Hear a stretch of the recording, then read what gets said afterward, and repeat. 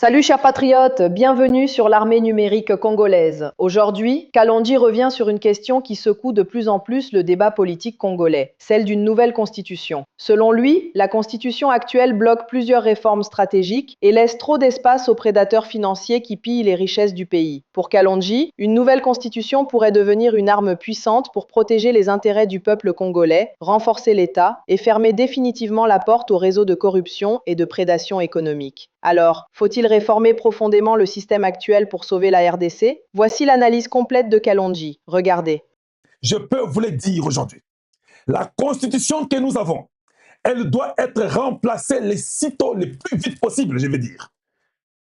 Je veux dire le plus vite possible, ou bien le plus tôt possible, sera le mieux pour nous. Alors, ça nous aidera. Dans les histoires, oh non, on peut céder une partie de notre terre, on peut faire ceci, on peut faire ça. Tout peut changer à la minute. Oh, il n'y a pas l'argent qu'on sort. Le Sénat peut disparaître à la minute. Moi, j'ai toujours pensé qu'il y a beaucoup de choses qui peuvent être résolues en remplaçant la Constitution. Moutou passe à Sénat et Silim Balamoko. Aucun Congolais ne reviendra pour dire mais c'est quoi le sénateur ou ça non, la loi fondamentale qu'on va remplacer vous aide déjà à éliminer ces histoires-là des sénateurs. Oh, mais maintenant, comment? Nous avons 26 provinces, il y a beaucoup de problèmes. La loi fondamentale que nous allons remplacer peut nous ramener 6, 7 à 9 provinces. Et nous sommes bons, et le développement se fera au niveau des territoires. 145 territoires.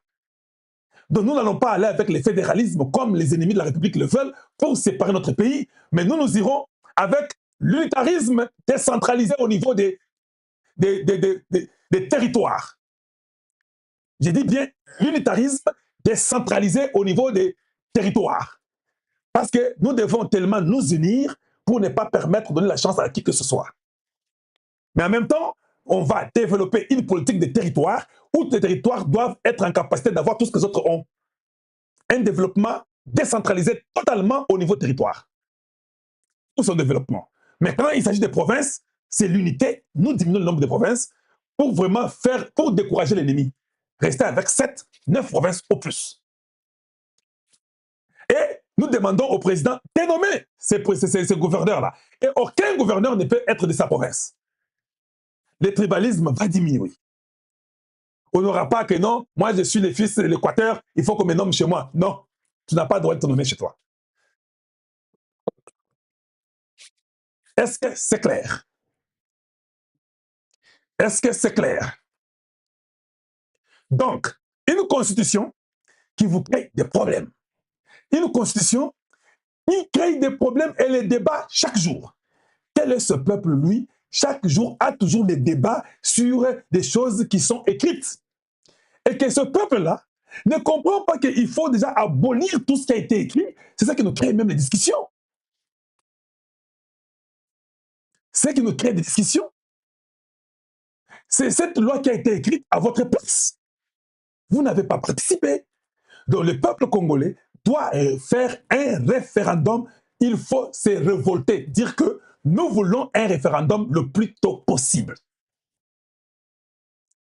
Je n'ai jamais compris. Il y a un truc là qu'on appelle dialogue. Ce n'est même pas écrit dans l'air bêtise des constitutions. Pourquoi on fait le dialogue? Je n'ai jamais compris ce peuple congolais, qu'on appelle un grand peuple, qui a fait des dialogues et des dialogues qui n'ont jamais résolu un problème. Mais qui continue à croire dans ces dialogues-là bêtes et stupides. Et faisons seulement le dialogue pour qu'on puisse calmer les esprits. En fait, une façon de voler. Tous ces voyous politiciens, des voleurs de grands chemins, je le dis ouvertement, ce sont des voleurs de grands chemins. Ils n'aiment pas le Congo. Quand ils appellent le dialogue là, c'est pour aller causer, se distribuer les postes et nous garder toujours en otage. Le peuple qui a tant souffert pendant 30, 40 ans, le peuple refuse le dialogue. Ça ne profite pas, ça ne nous bénéficie pas. Pourquoi toi, le peuple, tu vas accepter un truc qui ne te bénéficie pas? Je suis là, je suis la température de la République du Congo, ou bien de la République démocratique du Congo. Je suis votre frère. Et je vais révolter votre esprit de ne plus accepter un dialogue qui n'a rien à voir avec toi et moi. Un dialogue qui ne vous donnera rien du tout, mais qui va calmer les esprits de tous les voleurs. Nous ne voulons pas que les esprits des voleurs soient calmés. Nous voulons qu'ils soient vraiment commentés et qu'ils n'aient pas le moyen de voler ou de se partager le gâteau qui est le patrimoine national. Il faut qu'on les tourmente et qu'on refuse ce dialogue-là à tout prix. On ne veut pas de ça. Donc, à un moment donné, nous devons savoir ce que nous voulons. Nous, en tant que peuple congolais, Tolingi Nini en réalité. Mais la majorité, oh, Tolingi Tshisekedi. Maintenant, voilà comment vous êtes attrapé dans votre propre piège. Hein. Parce que si vous dites que nous ne voulons pas que Tshisekedi change cette loi fondamentale, nous voulons rester comme ça, que nous évoluons un peu avec cette loi fondamentale, parce que Tshisekedi doit partir.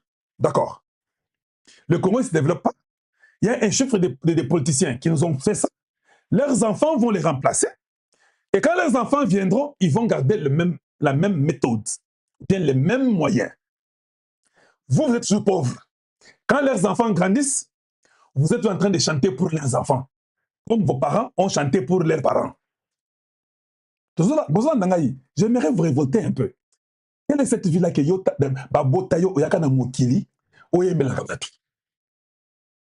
et puis tango yo linyo kufa pana yo babandi oyembela pe batwana eza vinini donc Nzambe o akela lola na mabele ya akela yo za kala ko acclamer pour baninga mususu yo ko sala te yo acclame seulement pour les autres et puis parce que c'est que pas changer la wana te pas garder encore bon de toute façon même si on dit gardons ne la changeons pas et les pays restent comme ça dans un tournoi où on n'évolue pas on ne développe pas d'accord. Maintenant, celui qui viendra après Tshisekedi, il voudra aussi changer, non? Parce qu'il se trouvera dans les conditions où il doit changer, fonctionner. Vous pensez que les gens de Tshisekedi vont dire oui, il va changer? Ils vont dire non, papa, nous étions là, vous avez refusé, tu ne touches pas. Tu touches, nous faisons la guerre. Qui perd? Qui échoue? Qui échoue? C'est le Congo, c'est vous qui perdez. Quand il y a le feu, et ils sont dans les avions, ils sont chez eux en Amérique, en Europe. Voilà. Donc, on met un esprit animal qui viendra commencer maintenant à vous tourmenter tous pour que vous puissiez vous entretuer. Ils diront que non, nous n'avons pas changé. Et que vous venez maintenant prendre. De toute façon, vous ne changerez pas non plus. Voilà comment vous avez tué une nation. On vous a rendu bête par les étrangers, par les Banyarwanda, par les Belges, ils vous ont rendu stupides. Et vous deviendrez comme des animaux. Quand le monde se développe, le monde évolue, vous êtes au niveau que non, comme nous n'avons pas touché, vous aussi ne touchez pas. Ce que vous touchez, nous aussi on va les prendre des armes. Ça devient un pays de voyous, comme les Haïti. Vous devenez un pays, donc un pays qu'on appelle un non-État. Ça sera fini. Vous aurez tout perdu. Le moment que vous voudrez causer avec un groupe par rapport à l'autre, un autre groupe n'acceptera pas. Il y aura la haine entre vous. Les provinces qui sont à 26, certainement nous arriverons à 52 provinces. Parce que c'est la haine de chaque tribu qui n'est pas d'accord des autres. Nous, quand nous étions là-bas, on nous a refusé. Maintenant, ils prennent, nous les refusons aussi. Et après, c'est 52 provinces pour mettre un peu la paix. Et après 52 provinces, ça sera des pays. Ça sera fini. Vous aurez tout raté. Vos enfants n'auront que les yeux pour pleurer. Mais les autres sont déjà enrichis, des milliardaires. Et qui vont commencer à se moquer de vous. Qui vont aller vivre là-bas et vous laisser un truc foutu ou qui est dirigé par n'importe qui. Et ce sera un non-État. Bolingi Bongo. Bolingi Bongo. Voilà pourquoi quand je viens, je vous dis, bien aimé, il y a congolais-telema.com. Bon, qu'il y a une plateforme, on a voté, qu'on a échangé. Il y a les uns qui vont dire, non, si on change, c'est Tshisekedi qui aura la chance de rester là-bas. Papa, tout le ballon de vérité. Vous savez qu'ils sont à 140 millions, non? Vous savez combien de gens seront présidents? Oui. Donc, chaque 5 ans, c'est 1 sur 140 millions. Il y a comme président. Sur 5 ans, il y a diriger le Congo. On n'a qu'un seul individu qui peut et qui sera président pendant une période de 5 ans. C'est sur 140 millions de personnes. Donc on fait passer 140 millions. Yonde va choisir sur tout le monde là. Je pose la question. Quand tu refuses que Tshisekedi a Vanda, tu changes ma solo. Tu crois que tu as la chance parmi les 140 millions? Est-ce que tu crois que tu as la chance? Et si nous voulons que tout le monde devienne président après chaque 5 ans, il faut prendre 140 millions fois 5 ans. Oyo Mutu Yasuka, 140 millions de personnes. Oyo Yasuka Wana. à diriger le Congo, si tout le monde doit diriger 5 ans, vous faites 140 millions fois 5, 900 millions d'années. 900 millions d'années. Toi, tu vivras combien d'années pour attendre 900 millions d'années pour comme on a tourné à Soukawana? Vous avez compris? À un moment donné, hein, nous devons nous réveiller. Nous tous ne serons pas présidents. Nous voulons quand même qu'on travaille, même qu'on ait quand même un bon travail. Je peux ne pas être président, mais si j'ai un bon travail qui peut me donner la possibilité d'acheter une maison, d'avoir ma voiture, de nourrir mes enfants, de faire étudier mes enfants, d'être chez moi, de me divertir, d'aller aussi en vacances, je trouve que c'est le minimum que je peux demander sur la terre parce que je ne sais pas si je peux devenir président. Mais quand même, néanmoins, j'ai quand même le moyen pour manger, pour dormir, pour voyager, pour aider mes enfants et me divertir. Vous n'avez même pas cette intelligence-là de dire que non, qu'on fasse même les minimums, que nous puissions vivre normalement, qu'on mange, qu'on dorme bien, qu'on étudie bien et que les choses évoluent bien pour nous. Parce que nous savons qu'il n'y a qu'une personne sur 140 millions qui peut être président dans 5 ans.